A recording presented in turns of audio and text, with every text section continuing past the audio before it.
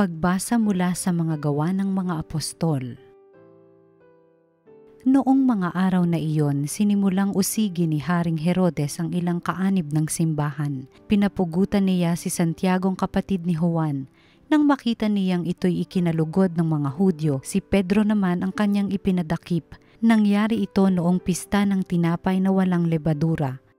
Pagkadakip kay Pedro, ito'y ikinulong at pinabantayan sa 4 na pangkat ng 4 na kawal.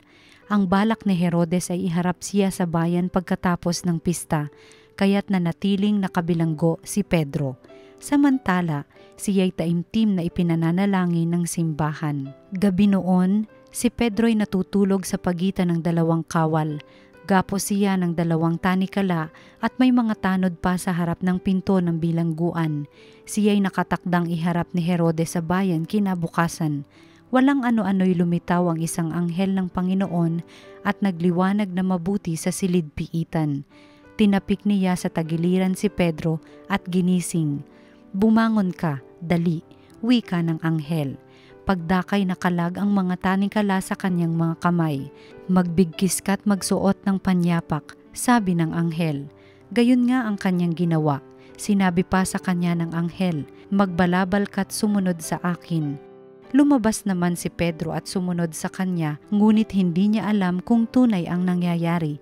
Ang akala niya'y nananaginip lamang siya. Nakalampas sila sa una at pangalawang bantay. Nakarating sila sa pintuang bakal na labasan patungo sa lungsod. Ito'y kusang nabuksan at lumabas sila. Pagkaraan nila sa isang kalye, biglang nawala ang anghel. Naliwanagan ni Pedro ang nangyari kaya't sinabi niya, "Ngayon ko natiyak na totoo palang lahat.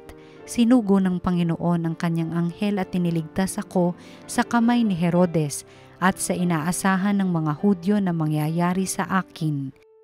Ang salita ng Diyos.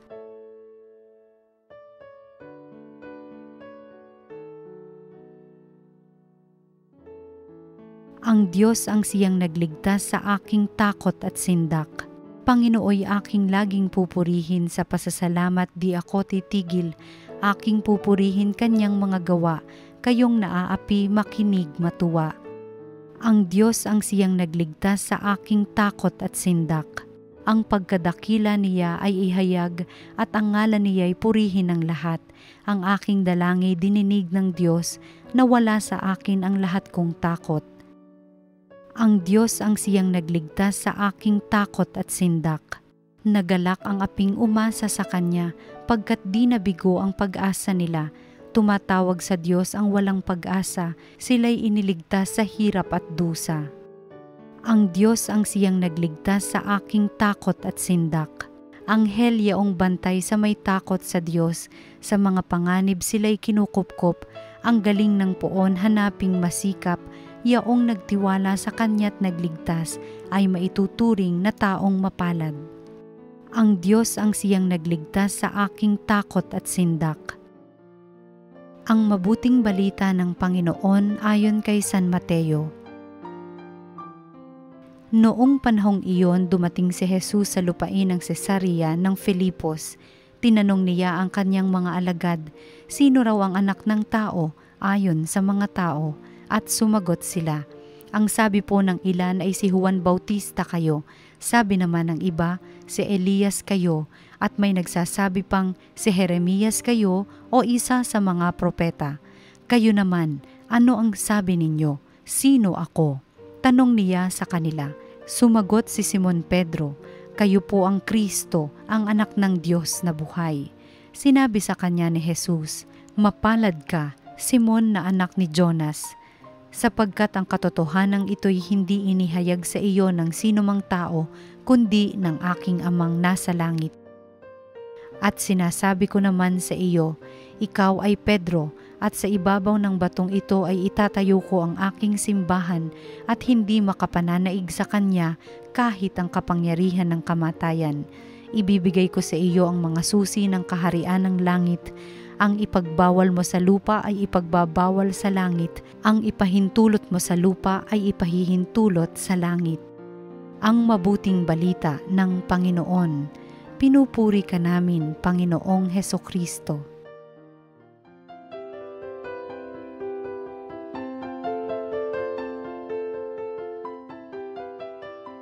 Magandang araw po sa inyo lahat. Tayo ulit ay magpuri at pasalamat sa ating Panginoon dahil sa Kanya walang hanggang awa, pag-ibig at gabay sa atin. Minamahal naming Ama sa langit, kayo po nagpupuri, nagpapasalamat sa iyo dahil sa mabiyaya na ibinabigay mo sa bawat sandali ng aming buhay. Napakabuti mo, Panginoon, na kahit kami marupok, pala'y nagkukulang sa iyo. Yung pag-ibig at awa hindi nagmamaliw. Ngayon po hiningi po namin sa aming pagninay-ninay sa salita ng Diyos na sana bigyan kami lakas na yung salita. Ipadala mo po ang banal na Espiritu, nagabayan kami, bigyan kami ng inspirasyon at higit sa lahat masundan na yung kalooban sa magitan ng lakas ng banal na Espiritu. Ito rin namin sa magitan ni Kristo, ang aming Panginoon. Amen. Mga minamahal kong kapatid, ngayon po ay kapistahan ni San Pedro at San Pablo. Naku, napakahalaga po itong dalawa na apostoles dahil sila po ang ating tulay sa magitan ni Jesus at ating simbahan. Sila naging tulay. Yes, the bridge, sila pong link. Kaya napakahalaga itong dalawang taong ito at saka yung ibang apostoles na dahil sa tayo Kristiyano ngayon, nabibiyaan tayo ng ating Panginoon dahil sa dalawang apostoles dito, San Pedro at San Pablo.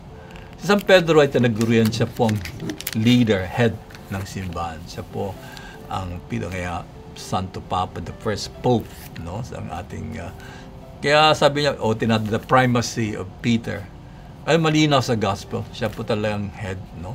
Kaya kung binamention niya yung mga apostoles, siya palagi nangunguna. At nung si Jesus ay paalis na, at gusto niya malaman kung sino ang nakaka-recognize sa kanya, it was Peter. Kung ano sinasabi ng tao tungkol sa akin? At kayo, sino ba ako? Kayo po ang anak ng Diyos, si Kristo na anak ng Diyos, ang Messiah. Si Peter po nagsabi, no? Kaya ba ang sabi ng Panginoon, Peter, ang nagturo sa iyo ang aking Ama sa langit. No? Kasi malala niyo nung sila papunta sa Jerusalem, itong nanay ng mga 70, ito yung sina John sa James, yung mga apostoles, akala nila po sa Jerusalem, itatatag ang kanyang hari. Kaya ito si yung nanay, ay, Panginoon, papunta niyo si Jerusalem sa kahari ng Diyos. Ilagay mo nga sa kaliwa ang aking anak, isa sa kanan.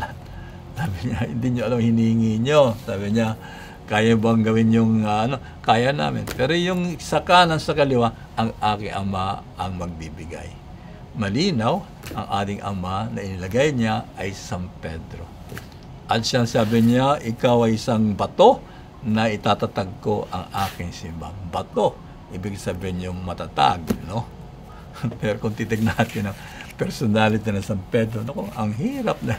Yung mga categories natin, mga leaders ngayon, ay ang layo-layo ni San Pedro.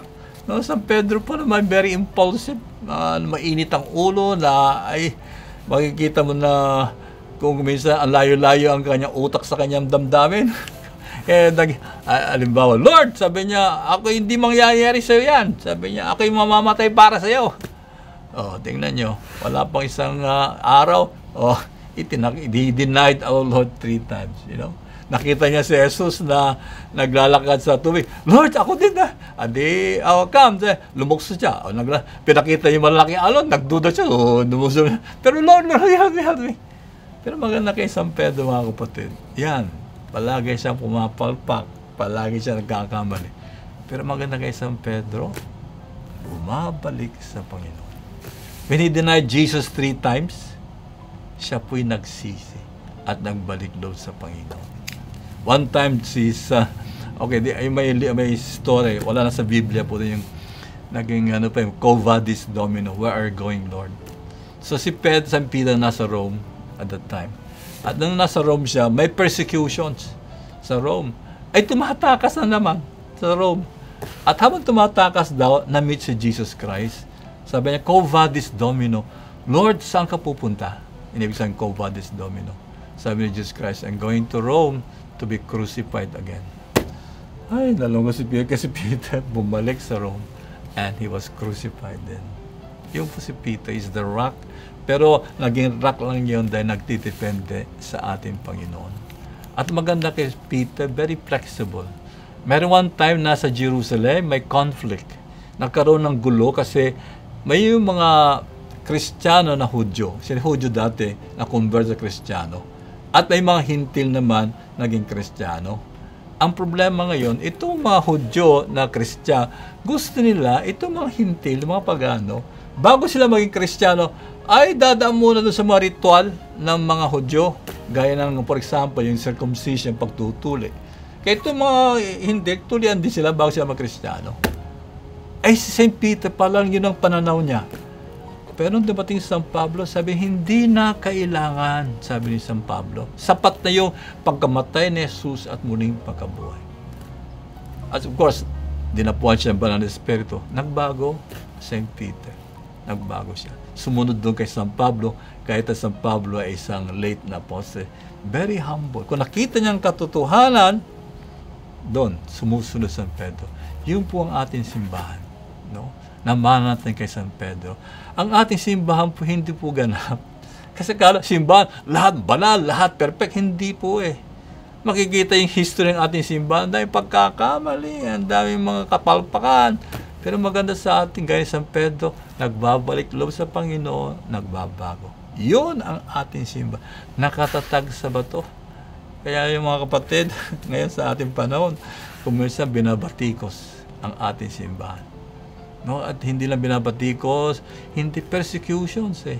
No? Yung mga pari natin, lalo sa Muslim countries, pinapatay po. Pero hindi na po bago yan eh. Kung tingnan yung history ng ating simbahan po, 300 years. Pinapatay po 300 years na Roma, number 1 na persecuted ng Christian. Sino nandun ngayon? Ang Santo Papa. Kung di tunay na simbahan na itinatag kay San Pedro na rock, ay matagal na wala. Kaya huwag kayong mabahala, binabatikos, pinapersecute ng Christian. Hindi po mawala ang Kristiyano kasi pangako ni Jesus na itinatag niya sa bato. Si San Pablo naman is the greatest apostle. Si Pedro is the leader of the church, pero the greatest missionary apostolate, si San Pablo. Utang natin kay San Pablo kung tayo Kristiyano ngayon. Kaya sinabi kanina, siya po nagsabi na hindi na pwedeng dumaan sa Jewish ritual ang mga pagano. Dahil doon, dumawag ang Kristyanismo. Kasi kung sumunod kay Pedro, wala pa konti. Kaya si San Pablo po, siya po ay, kung babasahin buhay ni San Pablo doon sa kanyang mga letters, kumisa you admire him eh. Kumisa binubugbog, halos mamatay, kumisa kung saan tinatapon, na shipwreck, na malulunod siyang ganon, hindi siya nawawa ng loob. Patuloy pa rin, napapalaganap. Ano sa palagay kung bakit siya punong-puno ng power and energy? Kasi po, naramdaman niya yung unconditional love ni Jesus, yung walang condition na pama ni Jesus. No? Maalala niyo yung sa unang trabaho niya, no? Kaya in 1 Corinthians, I think 15:9, sabi niya, I'm the least of the apostles. Akong pinakamaliit sa lahat ng apostoles. Kasi bago naging apostle, I was persecuting the Christians, sabi niya. Pero by God's grace, yung grace dito yung grasya, pag-ibig ng Diyos na walang kondisyon. I am who I am. Kahit na piniperson, minahal pa ako ni Jesus. At ginawa ka ako apostoles, and that grace was not in vain. Yun ang puunan niya kung bakit punong-puno siya kasi daman-daman niya ang pag-ibig na sa kanya. Kahit siya po ay pumapatay ng Kristyan, tinanggap pa rin siya ni Jesus at naging apostoles. Yun po ang kanyang nasa dibdib. Kaya hindi siya madiscard kasi alam kong mahal ako ni Jesus. Kaya alam niyo dahil sa pagmamahal ni Jesus, anong sabi ni San Pablo? Hindi na ako nabubuhay. Si Kristo na nabubuhay sa akin. It's no longer I that lives, but Christ lives in me. In 1 Corinthians, sabi niyo ulit, ngayon, ang mabuhay sa akin ay para kay Kristo. For me now, to live is Christ. Yun ang San Pedro. The intimacy, ang pag-ibig niya kay Jesus. Pero alam niyo, kahit na si masigasig, intimately related with Jesus, tao din po rin siya. Kaya ako gusto ko San Pablo eh. Kasi inamin niya, bakit yung bagay na dapat kong gawin, hindi ko ginagawa? At ginagawa ko hindi dapat gawin. Inamin din niya, kanyang kahinaan, no? At sabi niya, it was saying about the sin of the flesh. May sinasabing, yung kasalanan sa laman, At mangiyak-iyak si San Pablo, Lord, tanggalin mo na itong sin of the flesh, sabi niya. Kaso, hanggang naman hindi tinanggal ng Lord yung kanyang kahinaan, the sin of the flesh. And he delivered, siguro hindi tinanggal ng Panginoon upang the more I'll be humble, the more I cling to the Lord. Yun po si San Pablo. Kaya mga kapatid, ito may dalawang apostol sinasabi ko na pinaparangalan natin at tayo magpasalamat dahil kay San Pedro at kay San Pablo. Amen. Mga kapatid, mayroon po akong bagong assignment ngayon.